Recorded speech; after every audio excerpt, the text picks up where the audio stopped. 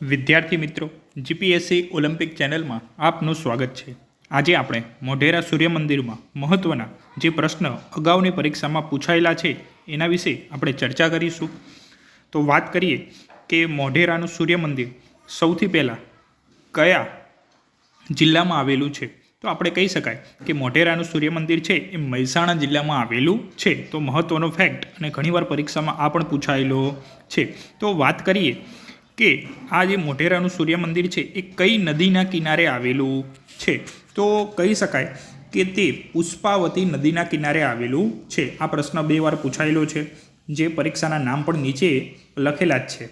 તો કઈ નદીના કિનારે આવેલું છે? પુષ્પાવતી નદીના કિનારે આવેલું છે।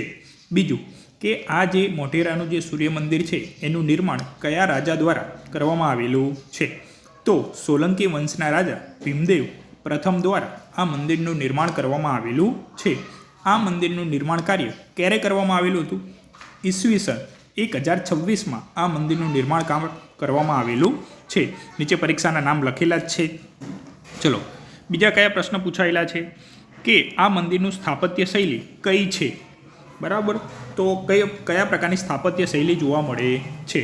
તો આ મંદિરનું જે નકશીકામ છે એ ઈરાની શૈલીમાં થયેલું છે, અને આ જે ઈરાની શૈલી છે ને આપણે કહી શકાય કે મારું ગુર્જર શૈલીનો એક પ્રકાર છે। બરાબર, તો મારું ગુર્જર શૈલી પણ ઘણીવાર લખેલી હોય છે, અને એનો જ એક પ્રકાર એટલે કે ઈરાની શૈલી। પછી ઘણીવાર પૂછાય છે કે આ મંદિર છે, આ મંદિરમાં જે દ્વાર છે બરાબર એ કઈ દિશામાં છે, તો પૂર્વાભિમુખ છે। કે સૂર્યનું પ્રથમ કિરણ ત્યાં પડે એટલા જ માટે તે પૂર્વાભિમુખ છે। ચલો આગળના પ્રશ્ન જોઈએ કે સભા મંડપમાં કુલ કેટલા કોતરાયેલા સ્તંભો છે? તો આપણે કહી શકાય કે એનો જે મંદિરનો જે સભા મંડપ છે એમાં 52 જેટલા કોતરાયેલા સ્તંભો છે, જે દર્શાવે છે કે વર્ષના 52 અઠવાડિયા દર્શાવે છે। ચલો પછી સૂર્યકુંડ, તો ત્યાં એક કુંડ આવેલો છે, તો જે કુંડ આવેલો છે એ કુંડનું નામ શું છે? તો પોલીસ કોન્સ્ટેબલ 2012માં પરીક્ષામાં પૂછાયેલો, તો એ કુંડનું નામ સૂર્યકુંડ કે રામકુંડ છે। તેમજ આ જે કુંડ છે એની આજુબાજુ કેટલા મંદિરો આવેલા છે? તો એની આજુબાજુ 108 જેટલા નાના મંદિરો આવેલા છે। ચલો બીજું કે અહીંયા કયું વૃત્ત પસાર થાય છે? તો આપણે કહી શકાય કે આ મંદિરની આજુબાજુ એક કર્કવૃત્ત પસાર થાય છે। પછી બીજું આપેલું છે કે સૂર્યનું પ્રથમ કિરણ ગર્ભગૃહમાં ક્યારે પડે છે? તો કહી શકાય કે 21મી માર્ચ અને 23મી સપ્ટેમ્બરના બંનેના દિવસે પ્રથમ કિરણ આ મંદિર ઉપર પડે છે। બીજા પ્રશ્ન જોઈએ કે અહીંયા કયો મહોત્સવનું આયોજન કરવામાં આવે છે? તો મોઢેરાના સૂર્ય મંદિરમાં ઉત્તરાધ મહોત્સવનું આયોજન કરવામાં આવે છે।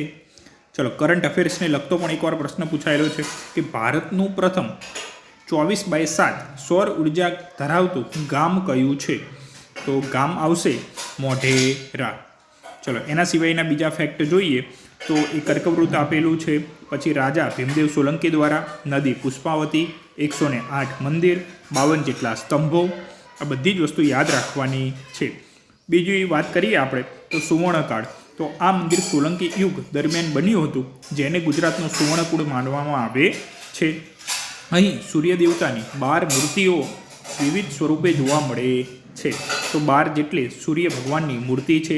દિશા, મંદિરનું નિર્માણ પૂર્વાભિમુખ છે, જેથી સૂર્યના કિરણો સીધા ગર્ભગૃહમાં પ્રવેશે। બરાબર, તો આવા જ બીજા મહત્ત્વના ટોપિક સાથે ફરીથી મળીશું। જો આ વિડીયો તમને સારો લાગે તો લાઈક કરજો, શેર કરજો, ચેનલને સબસ્ક્રાઈબ કરજો।